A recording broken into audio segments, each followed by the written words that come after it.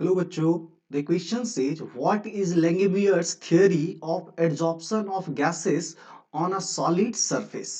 तो देखो बच्चों, यहाँ पे अगर हम इस थ्योरी की बात करें तो Langmuir's adsorption isotherm predicts, तो हम किसकी बात कर रहे हैं? तो that is your Langmuir's adsorption isotherm, adsorption isotherm। इसको क्या बोला जाता है? जो इसके थ्योरी को एक्सप्लेन करता है, Langmuir's adsorption isotherm। तो हम बोल सकते हैं ये प्रिडिक्ट करता है, it predicts linear adsorption at low adsorption density, right. तो ये किसकी बात करता है? तो linear adsorption predicts the linear adsorption, right. ये किसकी बात कर रहे हैं हम लोग? लीनियर एडजॉर्प्शन की। Linear adsorption at low adsorption density, at low adsorption density, at low absorption density and a maximum surface coverage। and क्या किसकी बात करेंगे? तो मैक्सिमम, राइट। ये किसकी बात करता है? मैक्सिमम सरफेस कवरेज की। तो आप इसे क्या बोल सकते हो? Maximum surface coverage at higher solute metal concentration, right. तो यहां पे ध्यान रखना क्या होता है कि adsorption of gas on solid. तो सॉलिड मोस्टली क्या होता है? मेटल के सरफेस होते हैं। क्या होता है? कि मेटल के सरफेस होते हैं, राइट। तो हम क्या बोल सकते? Coverage at higher solute metal concentration, right. At higher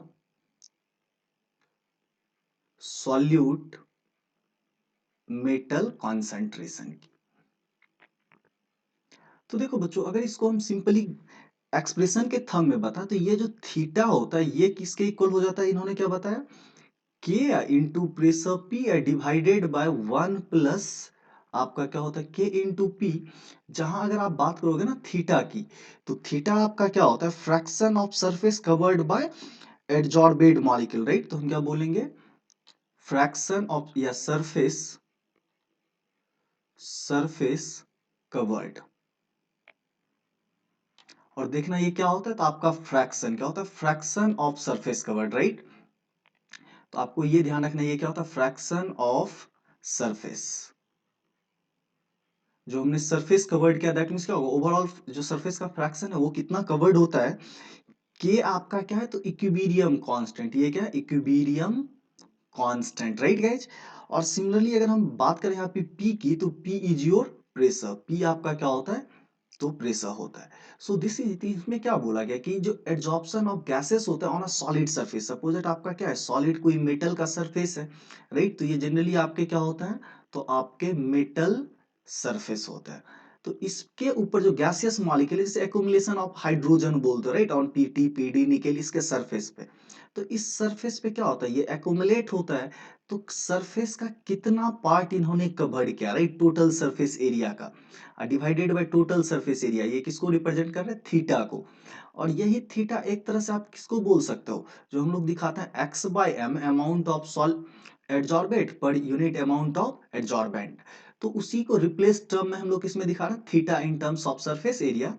तो क्या हो जाता है? K P divided by 1 plus K P, and that represents the Langmuir's adsorption isotherm. और ये किस कंडीशन पे काम करता है? तो that is your linear adsorption at low adsorption density and maximum surface coverage at higher solute metal concentration. जो यहाँ पे आपके मेटल के कॉन्सेंट्रेशन होंगे वो क्या रहेंगे? हायर कंडीशन में। So I hope you all guys understand it well. Thank you, stay tuned.